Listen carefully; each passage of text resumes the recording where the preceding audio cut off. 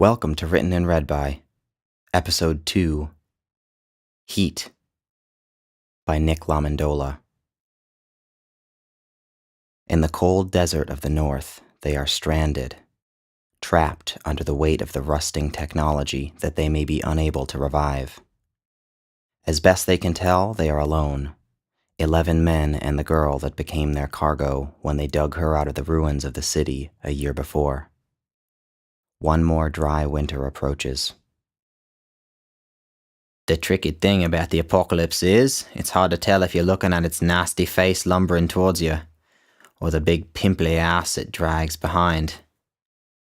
Mr. Rodney.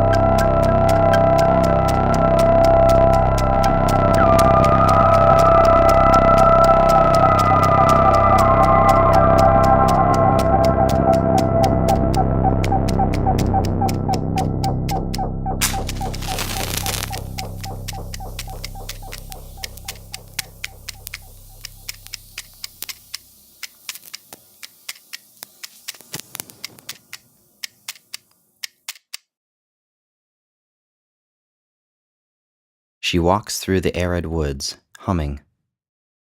It is early in the morning. The day is cold. 8:17. Temperature 19 C. Humidity 11%. Overcast. Wind 17 kilometers north by northeast. She is alone because when she wandered off the settlement, no one noticed her. No one followed her. Distance from network 2.7 kilometers. But of course, she isn't alone. She never has been. She is unable to stray from the circle of her protection. Solitude is confirmed. There is no noise this far in but the wind and the crunching of her feet that snap dry twigs and scatter ghostly, brittle leaves. In her memory, but only there, do the rodents rustle in the underbrush, do the birds hoot in flight overhead.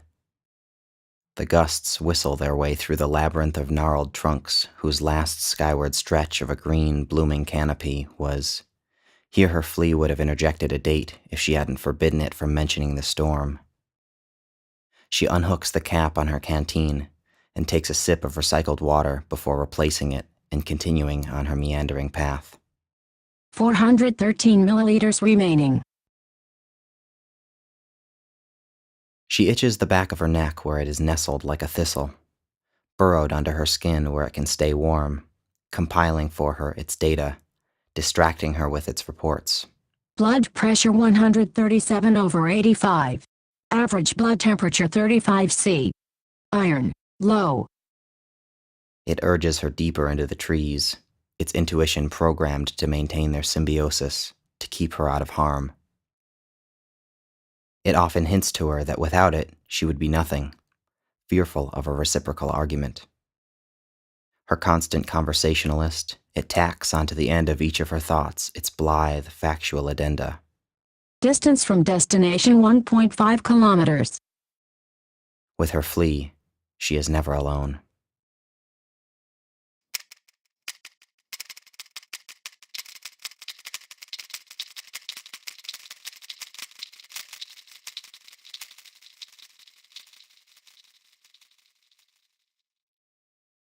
On no day in particular, but one that had highly resembled this. 12th of July. Be quiet, you. On no day in particular, she had come upon the cabin. It was ancient yet preserved. Years of drought had irradiated its once overwhelming intruders, insects, moss, mold, decay. The fury that had rearranged the weather had left it bent but unbroken. It persisted, stuck in time. Age calculated 5 to 7 decades. Single story. No foundation. The asymmetry of its warped lean, the darkness hidden between the gaps in its aging wooden armor, its doorless entryway that loomed like the throat of a cave. In the woods that had never frightened her, she had kept her distance. Its intrigue filled her long days. What had once been aimlessness would often take her to the edge of its clearing, where she would halt and look up, realizing where she was. Rebuffed by its outward ugliness and the nagging timidity of her flea, she would stare at it from a distance, eyeing it from all terrestrial angles. Once, hoping to get a look inside through its partially collapsed roof, she had found a dead tree with a few low-hanging limbs, but her flea had buzzed at her in violent protest. Branch diameter 4.5 centimeters. Weight capacity estimated 25 kilograms. Unsafe, unsafe, unsafe. She would visit it like an ailing relative, when she was able. But wherever she went, it would accompany her. Its presence was ominous, but its recall was intoxicating, and the architect of her imagination twirled with each new draft. She added a porch and a chimney with a curled tuft of wafting smoke. She knew what it would smell like when her mother would call to let her inside for dinner. And, when she was able, she would sit with it, and then she would get up and turn around and maintain a respectful radius around its shadowy presence on her way back to the settlement. Distance 4.6 kilometers.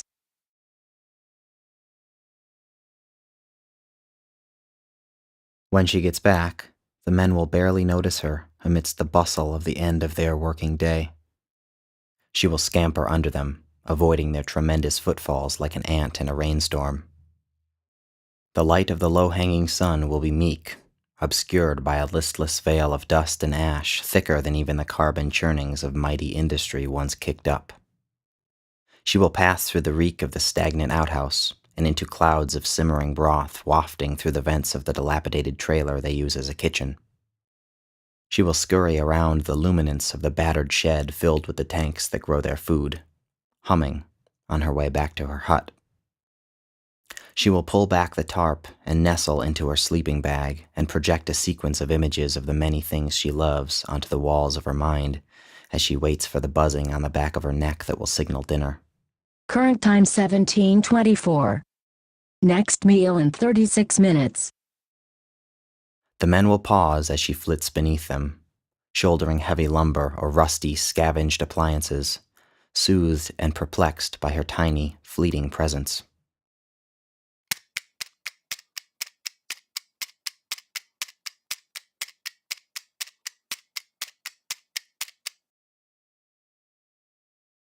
The settlement is her family, 11 former forest loggers, unlucky enough to have found shelter underground when the storm hit.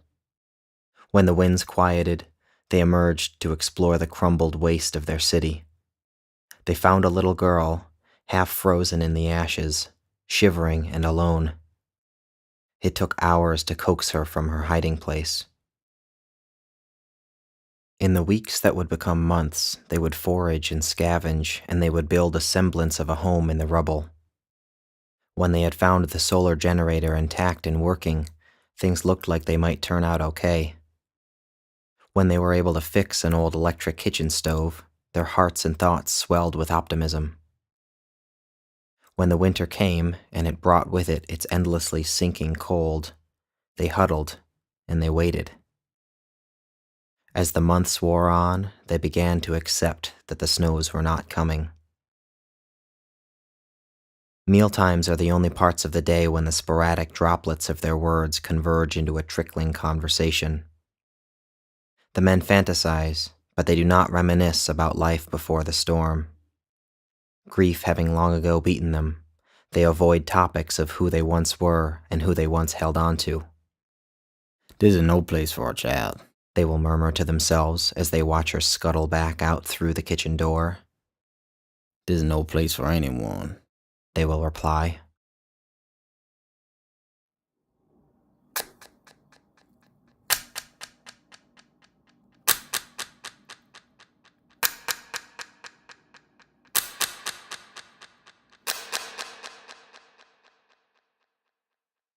The day after the cabin had started out like the many other days before it. She had woken up as she usually did to the pounding of their crude tools on one of the many shabbily repurposed machines that they were trying to reanimate. Then the breakfast bell rang, and as she wriggled out of the warmth of her sleeping bag, she could hear them piling into the kitchen, shifting their weight on their massive thighs, arguing about their position in the queue, tapping food-stained spoons onto their bowls with their usual impatience. These are the bears that raise her benevolent and untamable protectors, hairy and argumentative in this great woolly north. She had lined up between a tremendous belly and a massive rear end and kept pace as they waddled towards the bubbling pot. "Good morning, Madam Princess," said the cook, one of the few men who spoke to her directly. She loved his cumbersome voice, how it lilted through his few remaining teeth, and she smiled at him. "Good morning, Mr. Chuck." He had ladled her bowl full and winked at her with his one good eye. The men had sat down around the wobbly table, and the legs of their brittle plastic chairs bowed. Mr. Chuck had yelled out, interrupting them just as the last man was served. "Fellas, now, before we all dig in, wait a moment now, 'cause I got a surprise for yous. It ain't fresh and it ain't tasty, but hell, I've been cooking you the same damn garbage for too long without anything new, so here goes." He'd pulled out a plate hidden behind a pile of dusty dishes and waved it in front of them like a magician. Raising one arm, he'd pulled off the stained cloth he'd draped over it, revealing his surprise. "It's bread." It hadn't looked much like bread, lumpy and sunken like a pile of mud, and it hadn't tasted much like bread either, but the men pounded their fists on the table and brayed a chorus of hunter's triumph at the first non-vegetable they'd been served in months. They stomped their feet so hard on the floor that it felt like the trailer was going to rock off its cinder blocks. They chanted their cook's name through packed mouths as they devoured the gritty loaf. She had giggled and nibbled at her small piece, watching them vent their testosterone in celebration. With her tiny mouthfuls, she was always the last to finish eating. "Our thanks are owed to Charlie for that feast," Mr. Rodney had begun when things settled down for a bit, and the cheers that followed rocked the trailer anew. He would wait to continue. "All right, things are looking good for today, fellas. The oven is fixed and grain is back on the menu. Mitch, where's your team on getting the motor running again?" "Think we can get a spinning rod, but we ain't got a fucking battery for it. Can't hook it up to the generator, can't plug up the lights, can't get it to go nowhere." Okay, so what is it that your team needs? "Need a goddamn battery, Rod." Any ideas? "Not a fucking one, Rod. Gotta search around in the rubble." Agreed. Take a crew out to the edge, but be back by nightfall. Jeb, how is our equipment? Every morning, Mr. Rodney asked the same question, and every morning Mr. Rodney received the same answer. "Generator's running fine, heater's running fine. I can keep the lights on, but we've running out of water for them tanks. Ain't no rain. Don't know what we can do." All right, well, Hank and I continue to make progress on the compressor for the fridge, and the motor is the last piece of the puzzle. We'll get through this, he added, solid food filling his stomach with unfamiliar optimism. Madam Princess, how goes your search? They'd all looked over at her, and she'd blushed. She hadn't finished eating. I found... She had begun, mouth dry and full of bread. She hadn't been sure she should continue. She didn't want to waste their time with what was probably nothing. She didn't want them to search for it and decide for themselves. What is it, P? They spoke in different voices when they addressed her, softening their gristle, unsure of how to talk to a child, unsure of how seriously to take her. Nothing, she finished, looking away. Okay, darling. You have a good day out there in the woods, take plenty of water, and send us notice if you come across anything too heavy to carry back. Every one of them requiring a job, they had assigned her their scout.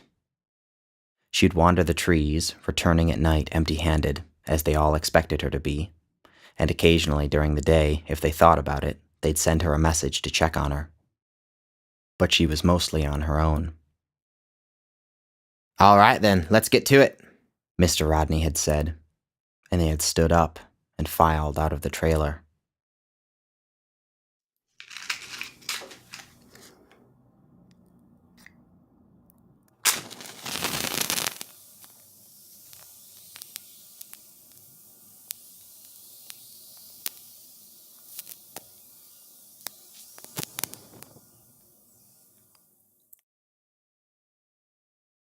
The day after the cabin had continued on like many other days before it, passing slowly and in quick succession. But this day, this one will be singed by a spark leaping into the kindling of something new. She had spent all afternoon in the dry stillness, humming and looking at nothing new, and when she got back, her stomach growled. She got in line, leaning against the aluminum siding of the trailer, but she could feel in the festering heat that something was wrong. The men quieted, like they'd been yelling about something until she approached, and instinct had lowered their voices. With full bowls, they had taken their seats, no bread to be had. "Took me a week to cobble together the scraps for that dough. Can't grow shit for wheat in them tanks." Mr. Rodney had sat down last in his chair at the head of the table and uncorked the tankard of bitter liquor they'd learned to distill from hydroponic starch. He was passing it to his left when they began. "How do you think we're gonna find 'em, fuckhead?" Came the arc of the first thrown stone. The retort. "Well, we ain't doing no good by shitting on our ashes here, are we?" "He's not saying we are. What he's saying is, how we gonna find 'em if they ain't want to be found?" Came a third voice, gruff like the first two and absent any warmth that would have conveyed a coming to a defense. These men, cornered as they had been for so long, would have picked a fight at a funeral. "Well, obviously, after what we seen today." "You don't even know what you seen. I sure ain't seen nothing move. I saw what I always seen. The city is flattened. No one could survive in that wreckage. Ain't no protection from the cold, and sure as hell ain't nothing to eat. City's the only place they could be, that's all I'm saying. Don't know if they'd be friendly when we did find 'em. Don't know how they hid this long, but city's the only place they do it." Mr. Rodney interjected. "Jasper, what are we talking about here?" "Gagne thinks he's seen something move in the alleyway on our search today," someone else began. "LaFell saw it too, ain't just me," Gagne defended. "What was it?" Mr. Rodney replied, the ribbon of calm in his voice stretching taut. Gagne waited a moment, apprehensive to deliver his verdict. "I think it was a ghost." He was deathly serious about the seriousness of the dead. "You fucking kidding me?" From one of the other men. "You came all the way back here to tell us you seen a fucking ghost?" LaFell intervened, but with more skepticism. "Okay, the ghost stuff is, well, Gagne's out of his mind, but I seen something that moved too fast for my eyes. Could have been a kid or animal, though." Mr. Rodney scowled. "Why wasn't I made aware of this?" "Look, Rod, we didn't think." Mitch, this time, stumbling over his explanation. "I didn't want to bother you with it. Bunch of grown men fucking spooked. It wasn't nothing." Gagne mustered his defense. "I saw something, and LaFell saw something. Don't tell me it was nothing. Okay, maybe it weren't a ghost. Maybe it was a kid. But maybe there's more of 'em out there. It's been 14 months since we seen another person. We scoured them streets. We ain't come up with shit. And you think some little kid survived last winter in that hellhole and still living there without us ever seeing it? I'm just saying, no way we're the only ones that made it through the storm. If anybody's alive, city's where they be. City's where we found a girl and her He skidded the consonant to a halt. Her cheeks bloomed, and she held her breath. The men hushed. "Madam P., if you don't mind, would you give us a few minutes?" Mr. Rodney, diplomatic as he held back a throat full of rage. She hurried out of the trailer, head downcast, vision rippling as her eyes gathered tears.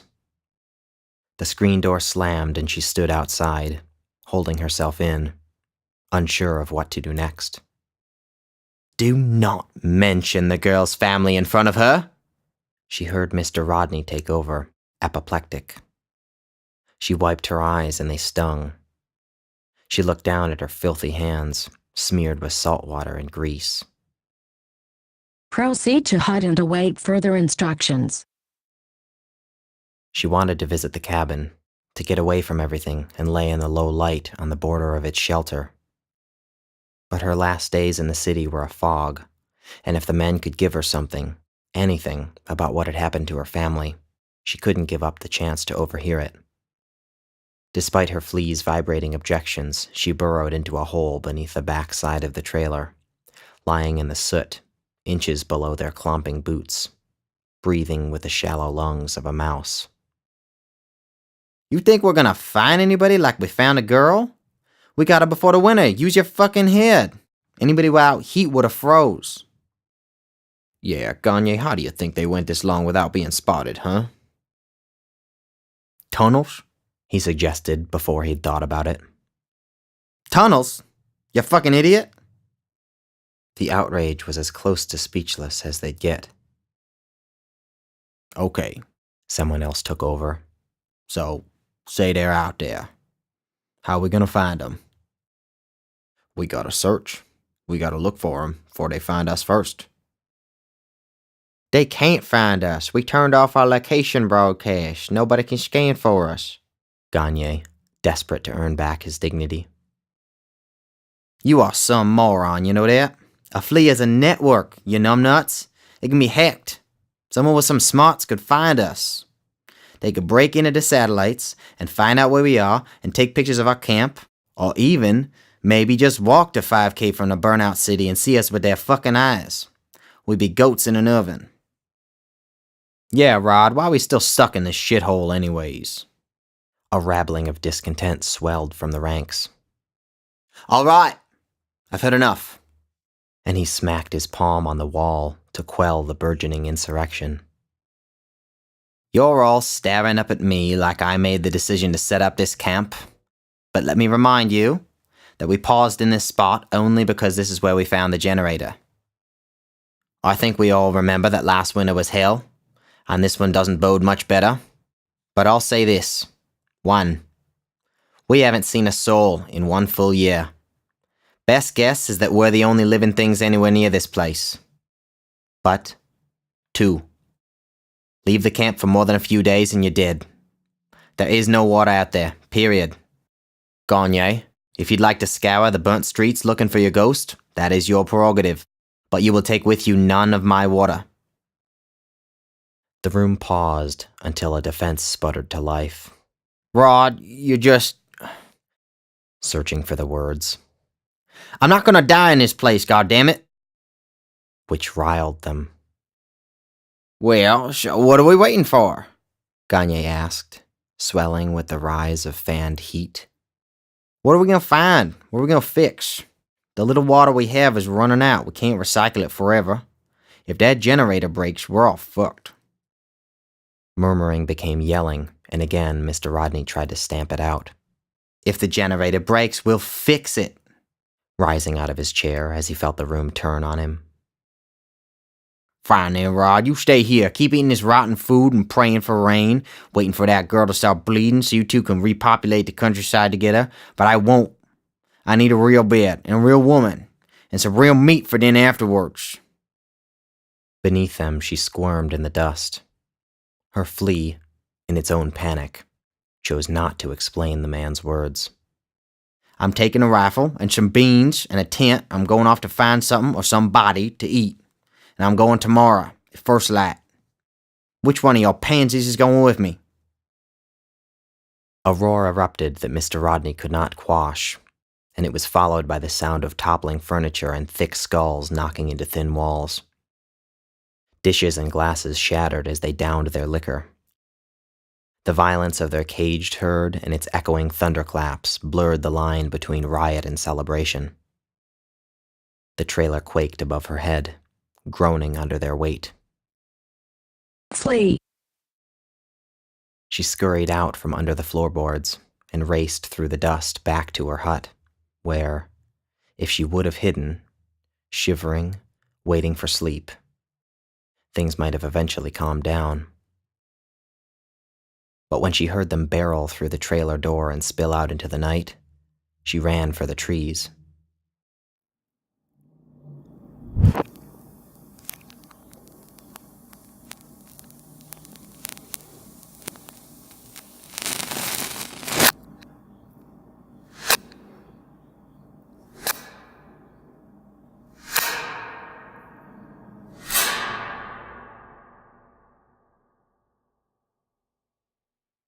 She is walking through the woods, breathing and making no noise. It is late. The night is cold. 2017. Temperature 4°C. Humidity 8%. Overcast. Wind 14 kilometers per hour north by northwest. She is alone because when she snuck off through the shadows, no one noticed her. No one followed her. Distance from network 3.9 kilometers. She has escaped them. She isn't sure if anyone will still be there when she gets back. She is almost there. Distance remaining 0.7 kilometers. She pulls up visions of her family so that they can walk beside her on this last stretch of the journey in the dark. They match her crackling pace as she marches through the dead underbrush. She comes upon the cabin. It undulates out of the night's pitch, forming in front of her eyes a shape defined by the things around it that reflect the purple haze and the knot of ink in the center that she cannot see. When her imagined companions realize where they are, they vanish from her side, and for the first time tonight, she is alone. She has spent many hours in the dark stillness of the woods that do not frighten her, and she moves boldly until the howling of her flea can no longer be ignored. Do not proceed. Turn back. Do not enter potentially dangerous structure. She approaches it like a compulsion, from a diminishing distance, because there is no one around who can tell her not to. Her flea, her trembling companion, it has lost its control. It squats, fetal, in the back of her mind. The periphery eases around her, and the building eventually abdicates a visible facade. It looms in the night, meters from her. She pauses. And then she passes through its threshold, alone. Inside, the darkness is undisturbed, like the bed of an ocean, so wholly overwhelming that it steals both her vision and her hearing. She stands still, lids widened and bionic irises engorged as her flea brightens her eyesight and spits out a whir of ultrasonic measurements and analyses of the weakened joists in the roof. She focuses on her breath rebounding off of the huddled walls. She smells the acrid dust that is lifted into the calm air by the breeze that tiptoes inside to be with her. She steps forward into the small room. The roof and walls are, for the most part, intact, though cratered. The tamped mud floor is worn down and ridged with veiny, splintered roots. The path from the doorway to the center of the room feels freshly rutted. After a hasty but comprehensive observation, her flea concludes that Room empty. Except for a filthy, crusty blanket wadded up against the far wall, and, beside her, a flaking plastic folding chair. She creeps up to it, realizing in the dark that it has been overturned, and her hands case the floor, finding lying in the grit the cracked stalk of a half-burnt candle. She remembers what the men told her when they brought her to their camp. They said, "No fires. Never." It hadn't rained in this part of the world for years, and when they saw the storm coming, the city had hoped for some respite. It had descended upon them with its scouring lightning hurled from the stratosphere, with its colossuses, thunder, and titanic wind. It had flattened them. But it brought no rain, and it had covered them in its unending, choking dust. Their settlement cooked and warmed itself with electric heat, but the risk of conflagration in this wooden desert was too great to harvest the only remaining natural resource that surrounded them. So, after all of that, the candle with its blackened wick startled her. And there is something else, crumpled, shrouded in the powder coating of the floor. She kneels down to pick it up, peeling it from the sinew, carefully so it won't tear. Her flea amplifies the sensitivity of her pupils once more, as words in a barely legible handwriting could be made out on the back side. I was on my way to or from somewhere when the storm began. I would tell you how it ended, but it might never end. What you're looking at is my reconciliation with the incomprehensible. She can read into the gap in the page the long, shaky pause that had followed the opening paragraph. She crinkles the dry paper with the pad of her thumb. Cellulose, lignans, phenolics, bleach.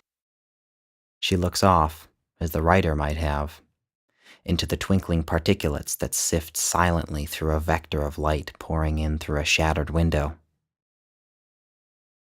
It was a normal day, and then, like nothing had happened, it was all around us. It was all vapor. It was all gone. What was gone? What wasn't?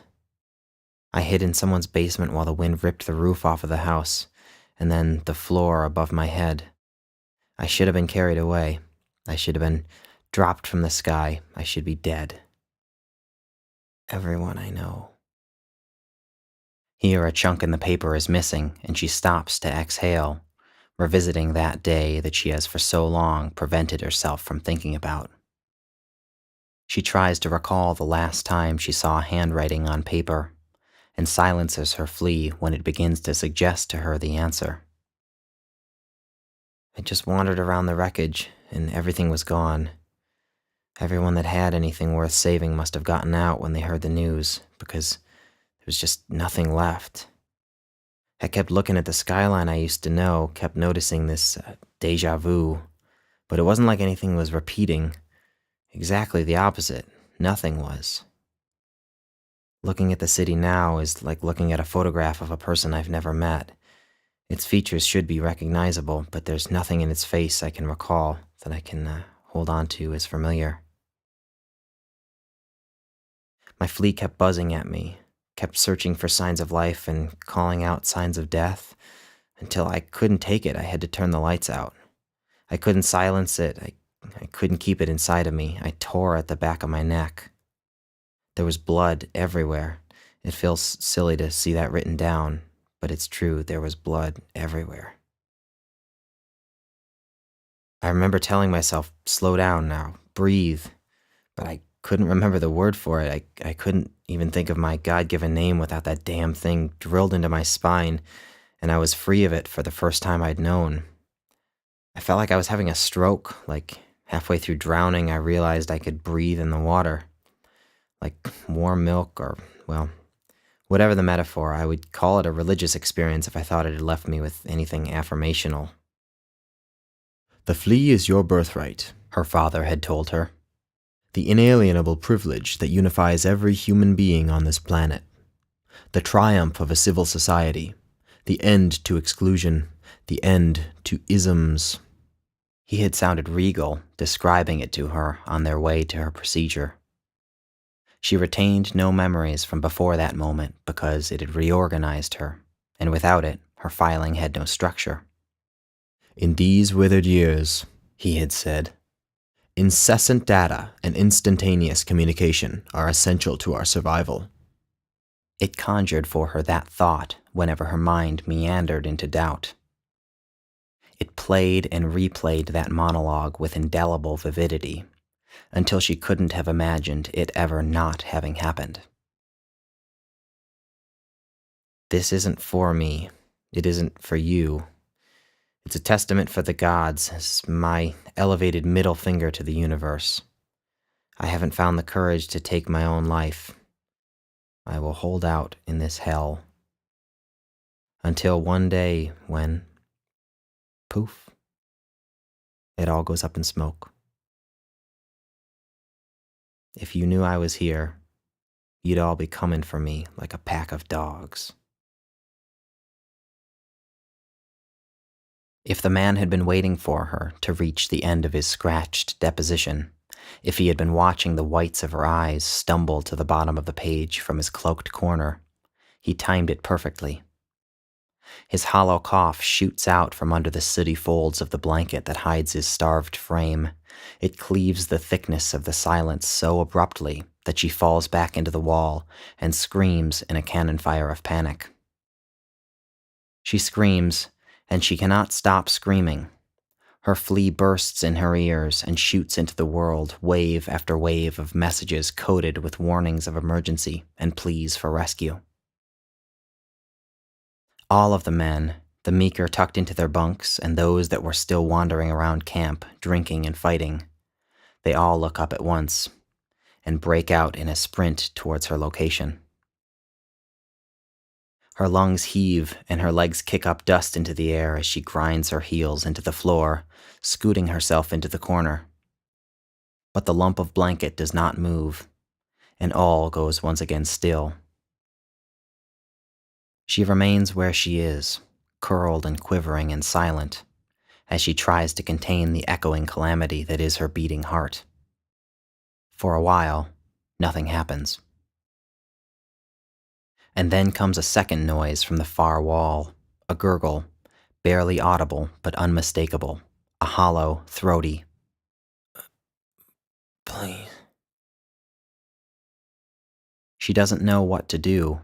Her flea scrambles to unveil any indication as to the shape of this presence, but its information is fed through her senses and her eyes are scrunched firmly shut. It asks her to make a visual assessment of the room. She doesn't move for a long, silent stretch of time.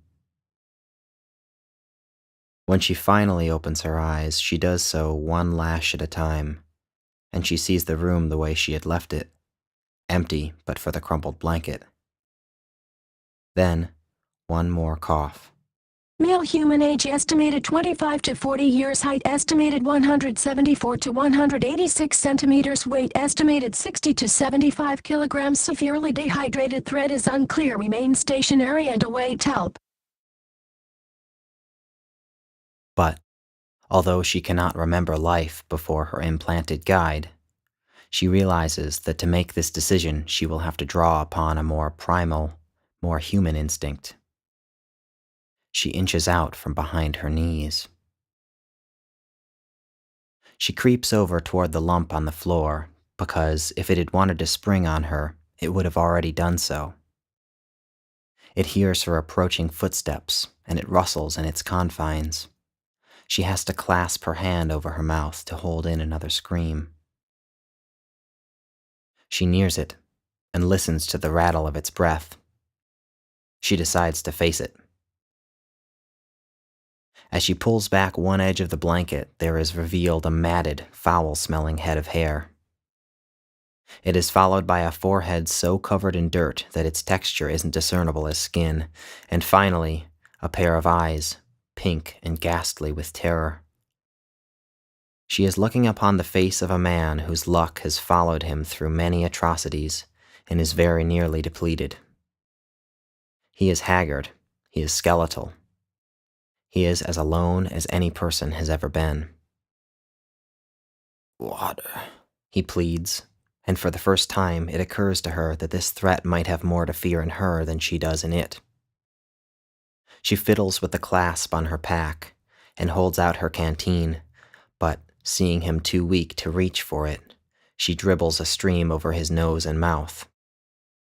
Chapped and bleeding, his lips separate and stretch in the ecstasy of a basic need fulfilled.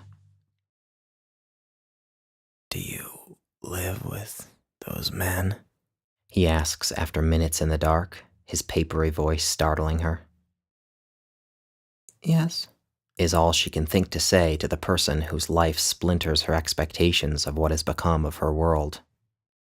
Not one of them had any idea that they were being watched. "Are they coming?" She looks at him, prickling with what remains of his fear and the anticipation of his impending death. She can't bear to answer. Was it you they saw in the city today? She asks. No, not me, He wheezes. Then who was it? There are a handful of us.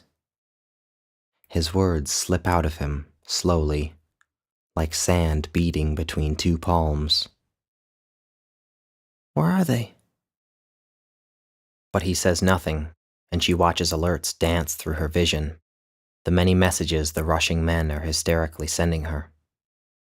She hasn't yet responded to any of them. They know that she is still alive, but nothing more. Do you really not have your flea? Asking the question that burns inside of her.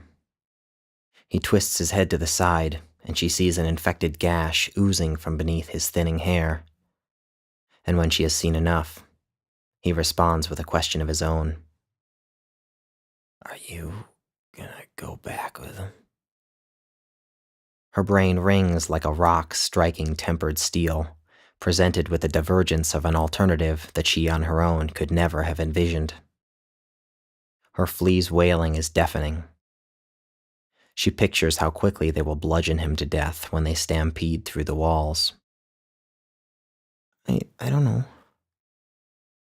The lumpy blanket bubbles, and a frighteningly thin arm rises up and pulls out something crumpled and folded. I haven't been able to do it, but it's not up to me anymore. Help to arrive in 1 minute 45 seconds. Exit cabin and wait at periphery for first responders. She looks up into the dry air. She looks down at his broken face. She wonders, like he had, like they all had, about whether what they have now is all that is left. About what it will take to burrow down and survive another year. About what it would feel like to give it all up. She looks down at the book of matches in the palm of his hand.